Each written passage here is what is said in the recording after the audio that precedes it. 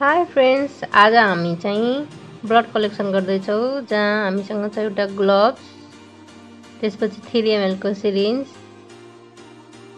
अनि त्यसपछि चाहिन्छ एउटा टर्निक्विट, त्यसपछि स्पिड स्वाप भयो अनि त्यसपछि एडेसिभ टेप छ हामीसँग जो लास्टमा हामीले बिरामीलाई लगाइदिन्छौँ। अनि मैले भाइल चाहिँ छुट्याएँ यहाँ।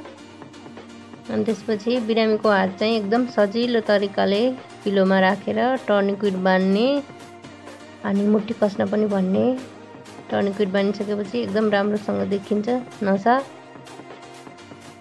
अनि त्यसपछि हामीले सफा गर्छौँ स्पिड स्वापले।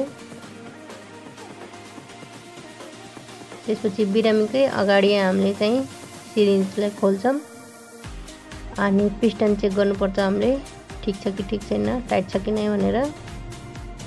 अनि त्यसपछि हामीले चाहिँ यसरी घुमाएर खोल्ने हो काज अनि यसरी निकालेर हामीले साइडमा राख्छौँ।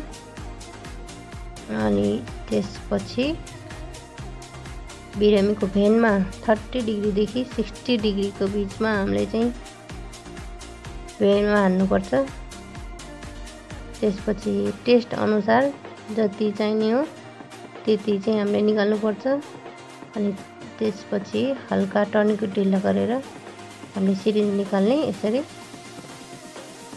त्यसपछि साइडमा सिरिन्ज राखेर बिरामीको हात मोडिदिने 2 मिनट जति यतिकै राख्न भन्ने। अनि त्यसपछि एकदम सेफ्टीको साथ हामीले सिरिन्जलाई ह्यान्डल गर्नुपर्छ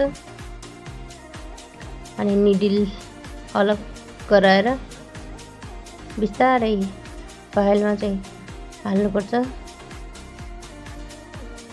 मैले चाहिँ इडिटी भाइलमा हालेको छु अनि हल्का हल्का मिक्स गर्नुपर्छ यसलाई इडिटीलाई चाहिँ। त्यसपछि नछुटाइकन सबैभन्दा अर्जेन्ट काम भनेकै त्यही लेभल गर्नु हो। त्यसपछि चाहिँ एकछिनपछि हामीले एडेसिभ टेप चाहिँ छ भने चक्काउनुपर्छ बिरामीको जहाँ हामीले सुई लगाएको थियौँ, सेफ्टी हुन्छ। यति नै हो।